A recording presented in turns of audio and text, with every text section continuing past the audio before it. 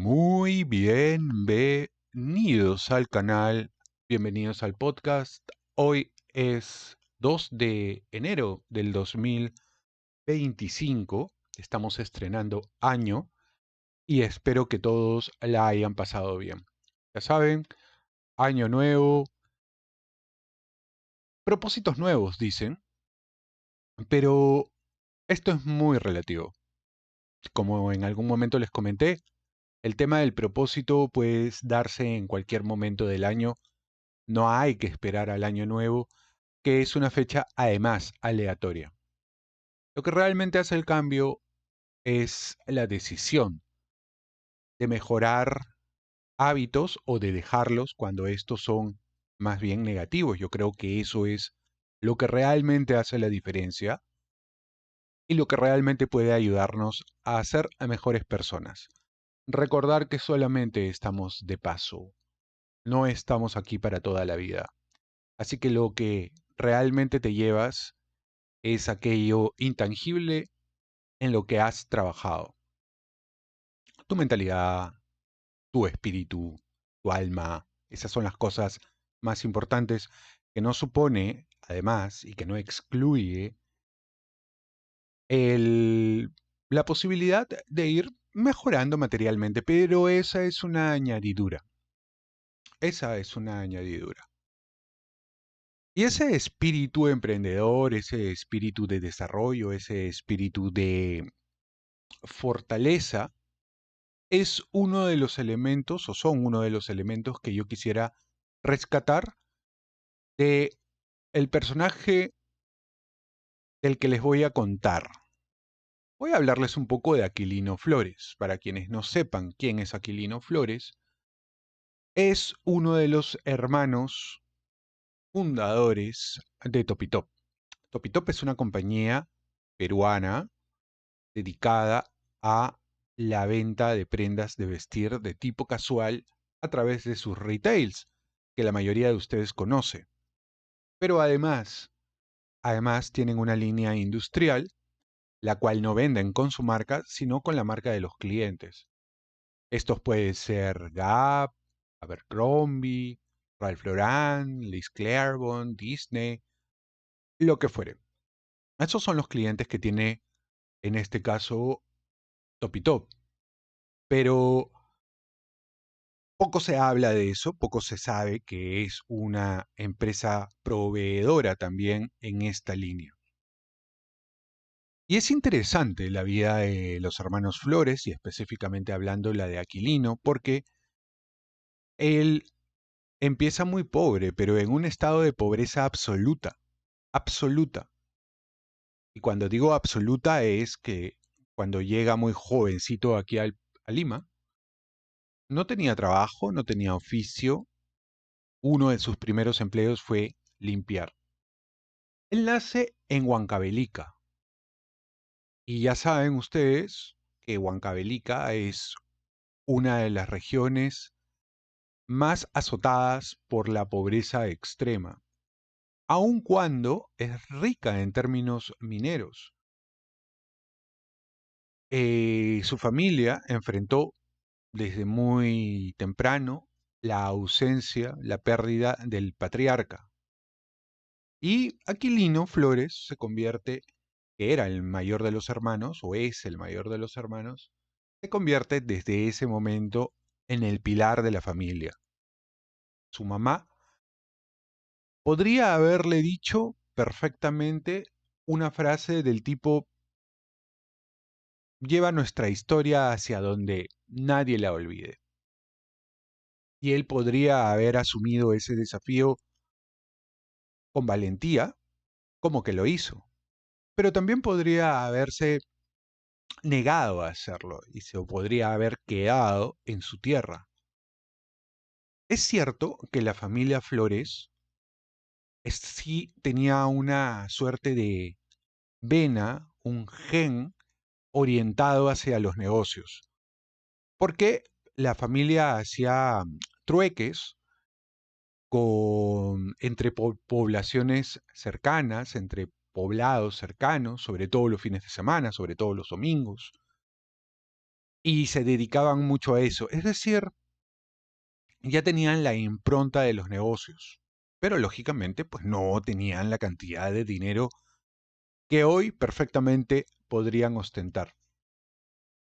Fue así como Aquilino Flores decide venir a Lima. Muy jovencito, una ciudad que estaba en ese momento, para variar, azotada por la crisis económica, por la inestabilidad política.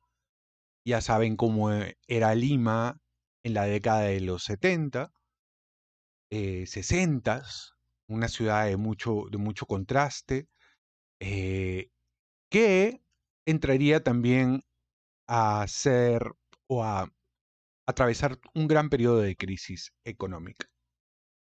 Hay que tomar en cuenta que es el tiempo, sobre todo los 70, el tiempo de la reforma agraria y había una intención de parte de ese gobierno de hacer también una reforma de carácter industrial. En ese contexto, Aquilino Flores consigue su primer empleo. Y su primer empleo fue precisamente lavar autos. Él estaba solo en Lima, sus hermanos todavía estaban en Huancavelica, y lo primero que hace es lavar carros. Sin embargo, sin embargo, su vida cambiaría cuando uno de los clientes que tenía lavando carros le dijo,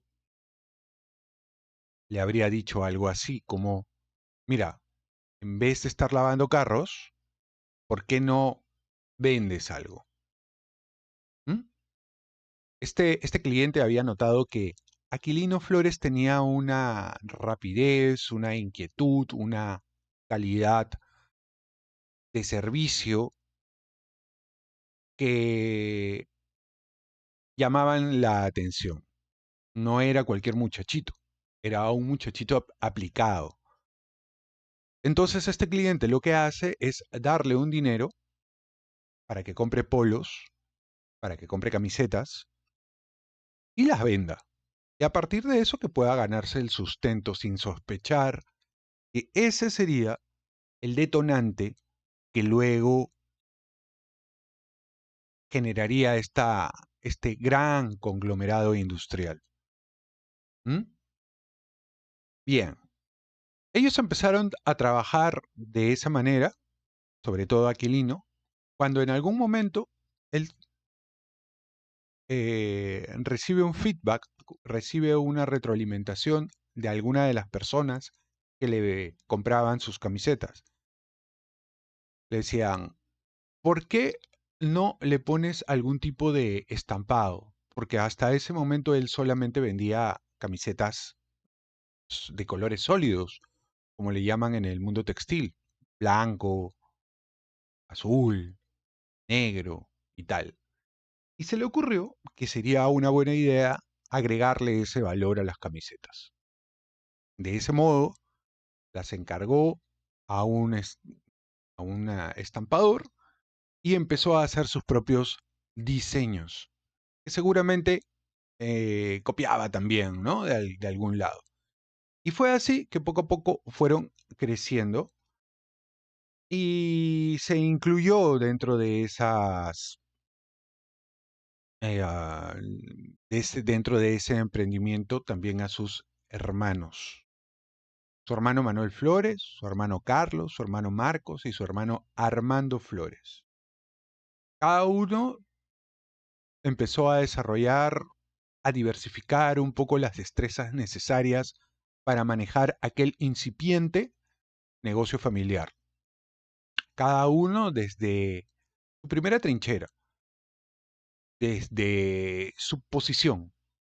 Así es como Manuel Flores tenía cierta experiencia, cierto bagaje como mecánico industrial. Carlos Flores se orientaba un poquito más al marketing. Marco Flores se llevaba mejor con la logística y Armando iba más por el lado de las finanzas. Cada uno tenía un talento, cada uno tenía un don, cada uno tenía una manera de hacer las cosas que luego fue especializándose, ¿no? Y posteriormente profesionalizándose. Pero todavía estamos en ese punto, en una etapa muy primigenia del negocio, muy incipiente. Ellos todavía no se habían profesionalizado, trabajaban de manera casi artesanal. Y sí que es cierto que este voluntarismo por alcanzar los mejores resultados, vender lo más que se pueda, hacía que se pasen tal vez de manera informal, que se tomaran algunas licencias de carácter laboral.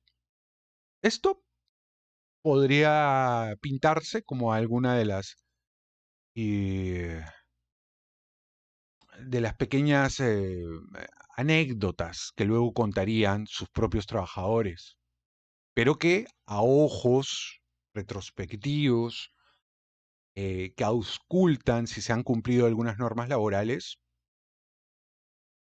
podría sonar un poquito gris, ¿no? Hay una línea ahí grisácea. En el año 2013 forman finalmente la compañía Topitop, la empresa Topitop. Topitop, Sociedad Anónima. Era como se llamaba porque venían de un periodo bastante informal. Ellos dejan de ser ambulantes, seguramente hacia finales de los años 70, y allí es donde empiezan a comprar su propia maquinaria, alquilar un local, siempre en el centro de Lima. Ellos eran ambulantes. Tan es así que cuenta la leyenda que en algún momento los hermanos vendían en la calle, vendiendo en la calle, se apostan frente a un banco en el centro de Lima. Y obviamente el banco no quería que esta gente esté frente al negocio. Y cuentan ellos, los hermanos Flores, que la gente del banco les tiraba agua, mojándole las prendas, humedeciendo las prendas, echándolas a perder, para que se retiren de ese sitio. Entonces pasaron varias humillaciones de este tipo. Poco a poco fueron desarrollándose, fueron progresando. Había un temple ahí, había un temple, una resiliencia, como dicen ahora, una capacidad para poder sobreponerse ante las situaciones adversas y no dejar que esas situaciones puedan echarte abajo, puedan deprimirte, puedan hacerte sentir mal. No, ellos, al contrario, dejaron que brote un ímpetu heredado probablemente de sus ancestros. En 1983, como les estaba contando, Topitop ya era una pequeña empresa que empieza a no solo germinar, sino a dar sus frutos. Y estos frutos se traducen en tiendas y se va formando una pequeña cadena informal desde el punto de vista de la manera como hacían negocios, alrededor de Lima primero. Eran unas tiendas muy informales, con las prendas amontonadas en un lugar, vendiéndose muy barato, pero llamó la atención el hecho de que eran buenas, eran de buena calidad. La historia del nombre es muy al azar, muy random. Ellos decían, bueno, nosotros vamos a fabricar lo más top del mercado. Y sobre lo más top del mercado, lo más top. O sea, top y top. Punto. Y obviamente el sonido de la marca es eufónico, porque llama la atención, suena bonito, tiene fácil recordación, es como TikTok, ¿no? Que también es una marca, yo creo, de fácil recordación. Así es como se empiezan a desarrollar. El problema está, el problema está en que la compañía empieza a crecer. La compañía empieza a crecer y empieza a crecer a un ritmo sostenido, a un ritmo vertiginoso, a un ritmo que les hacía a ellos acariciar la posibilidad de venderles sus prendas, de venderles sus productos al mercado exterior, ya no solamente al mercado local, sino también a potenciales compradores extranjeros, enfocándose seguramente en el mercado norteamericano. Ese era su sueño.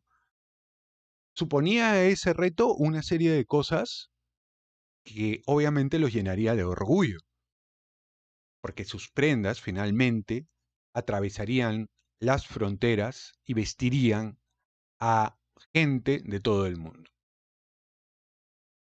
Sin embargo, este primer intento de hacer las cosas de esta manera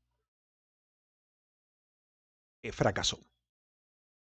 Fracasó. Les devolvieron el cargamento de prendas porque no cumplía con los requerimientos del cliente. No cumplía con las especificaciones del cliente y se las devolvieron todas. Y obviamente todos los gastos de envío corrieron por los propios hermanos Flores y por la propia empresa. Eso podría haberlos devastado. Eso podría haberlos tumbado emocionalmente y podría haberlos condenado a dedicarse al nicho de negocio que ellos ya conocían, que les resultaba rentable y en el que hubieran podido incluso crecer más. Pero no se amilanaron. Tenían ellos una capacidad de darse cuenta de que era necesario industrializar, profesionalizar el negocio. Hasta ese momento sí que es cierto que contrataban profesionales, contrataban especialistas, pero la manera en la que se organizaban seguía siendo folclórica en el sentido menos constructivo de la palabra.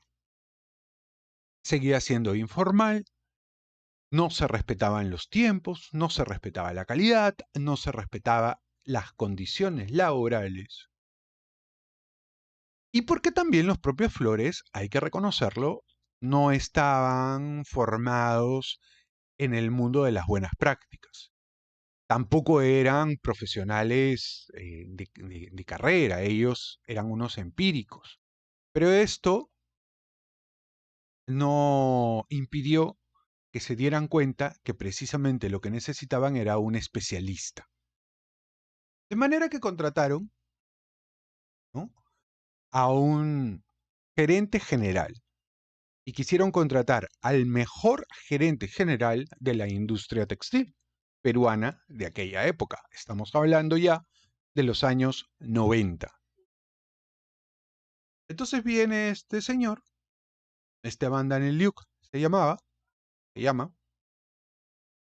que era o es un uruguayo, químico, ingeniero químico, experto en prendas de vestir, experto en todo el proceso de desarrollo, desde la hilatura hasta el embolsado y exportación.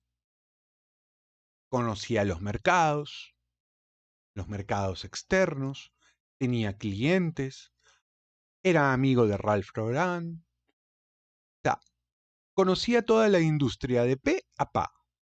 Toditito lo conocía. Conocía el tipo de algodón necesario para que una prenda tenga cierta resistencia, conocía los procesos de, de teñido, conocía todo lo necesario.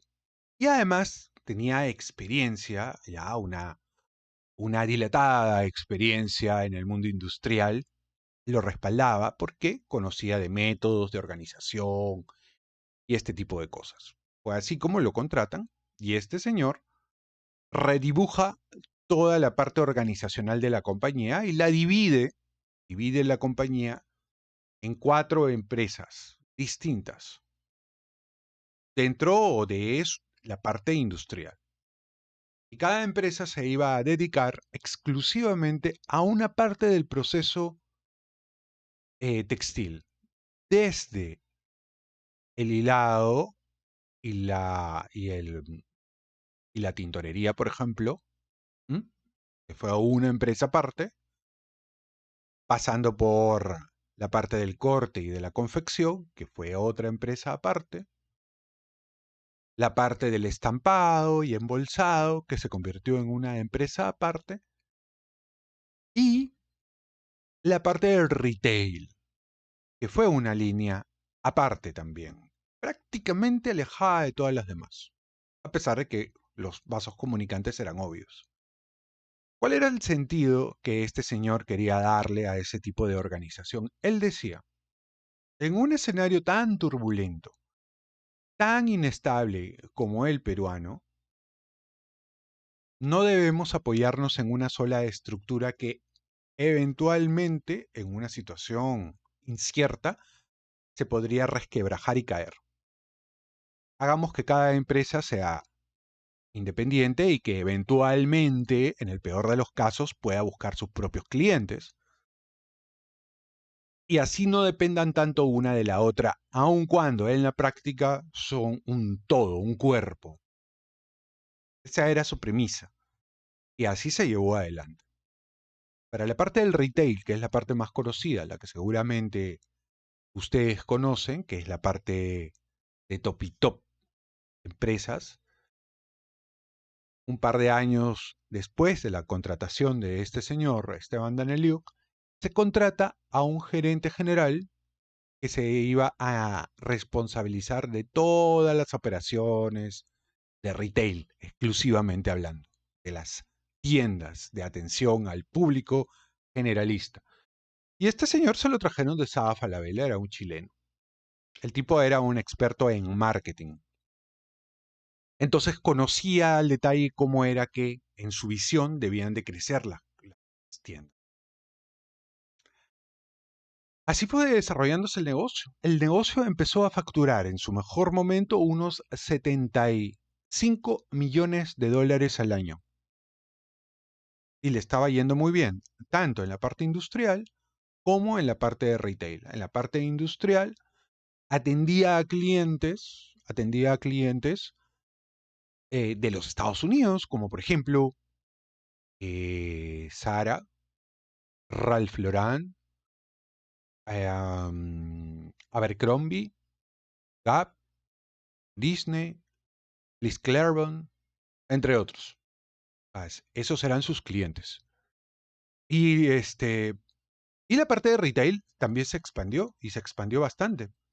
La parte del retail se expandió hacia Venezuela. En Venezuela llegaron a tener 40 tiendas. 40 tiendas tuvieron en Venezuela antes de la decadencia económica de este país. Ya estaban en problemas. Estamos hablando del año 2010, 2008, 2009, 2010. Ya estaban en problemas. Trataron de salvar la situación, pero fue imposible. Allá manejaban dos marcas. Manejaban la marca Pima y manejaban la marca Topitop tal cual. La marca Pima era la marca que vendía más prendas en Venezuela, mientras que la marca Topitop vendía un poco menos de prendas y eran un poco más caras. En Colombia también se aventuraron a comprar una línea de tiendas que se llamaba Jeans and Jackets. Tuvieron que aprender, tuvieron que aprender sobre moda, por ejemplo, sobre tendencias, sobre los gustos del cliente de esos países, sobre todo mujeres, que solían ser distintos a los gustos de la mujer peruana acá. Por ejemplo, en materia de jeans. El corte es distinto, como ustedes pueden imaginar.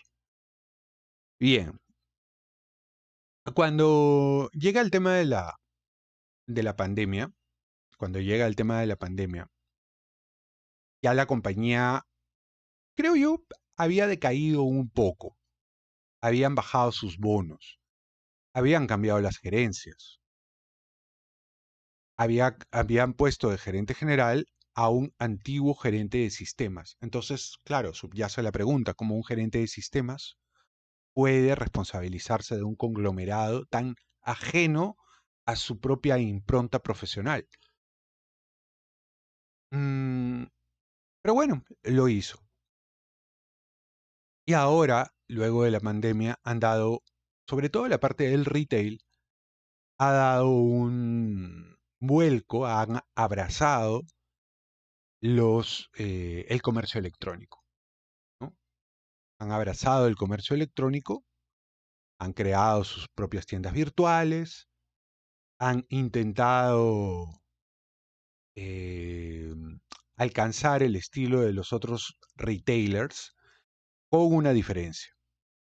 Aun cuando en Topitop es cierto que importan prendas de China, por ejemplo, son las prendas de tipo más sintético. Las prendas de algodón y las prendas en general de confección se siguen fabricando en la parte industrial. Eso les da una posibilidad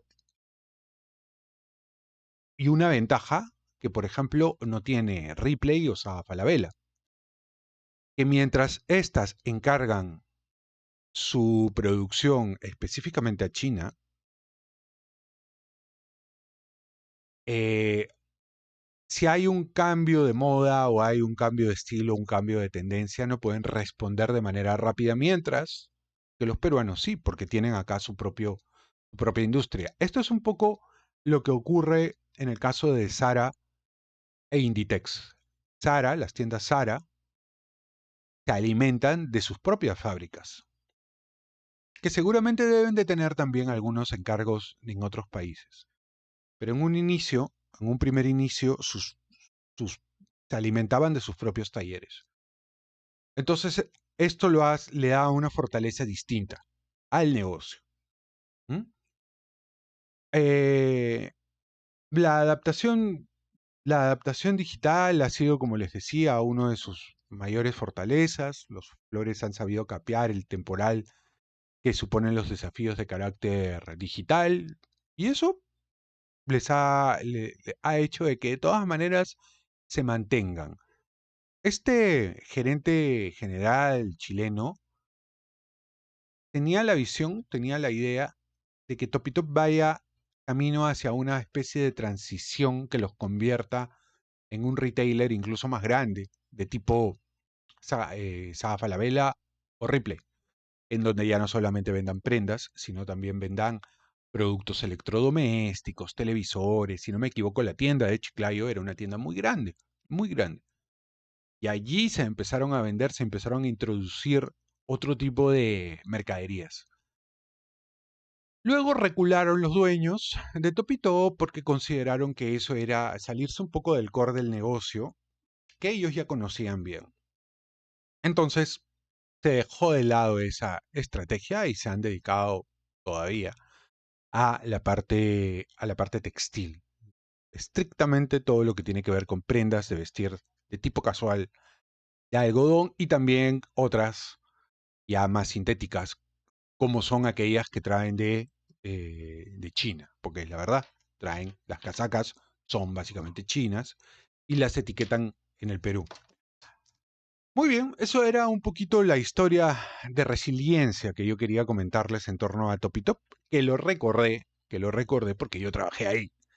Y yo en el año 2008, en el año 2008, entro a trabajar a Topitop, a la parte de comunicación. Yo era comunicador ahí, entonces conozco el teje y maneje de esa época, que también supone una serie de desafíos de carácter laboral, como les dije en un inicio, porque empezaron a aparecer sindicatos. Y la primera reacción que tuvieron los dueños, que estaban enfrentándose a un fenómeno nuevo para ellos, fue sacar a la gente del sindicato. Obviamente, en aquella época se creó una especie de escándalo mediático porque no puedes despedir a alguien porque forma un sindicato, no puedes hacerlo. Y se generó todo un problema y tuvieron que reponer a los despedidos. Tuvieron que reponer a los despedidos. Esto motivó a que se acelere también la incorporación de este gerente general que les comenté y que este señor empiece a traer gente de recursos humanos un poquito más preparada porque las personas que estaban antes no tenían el nivel, no tenían la preparación, no tenían el sentido común y diría además no tenían la humanidad en muchos casos para tratar problemas humanos reales que se daban dentro de la empresa y que motivaron precisamente la creación de este sindicato. Que luego este sindicato se fue alimentando de una serie de ideas de carácter marxistoide, eso también es cierto, que yo lo he vivido. Pero no deja de ser cierto que hubo allí algunas sombras que opacaban el brillo del emprendedurismo que había originado ese muchacho que limpiaba autos y que luego vendía camisetas sin estampar en el centro de Lima y que eran arrojados de las vías por aquellas personas que los consideraban un estorbo. Esto es así, esto es así. Bueno, esa ha sido un poco la historia que yo les quería contar en torno a la gente de Topitop, el lugar en donde yo he trabajado en algún momento y que hasta ahora recuerdo con cierto cariño. ¿Mm? Porque fue una experiencia muy rica, muy interesante, que me enseñó mucho y que marcó además mi bagaje profesional en aquellos años, ¿no? Muy bien, chicos, espero que les haya gustado la historia.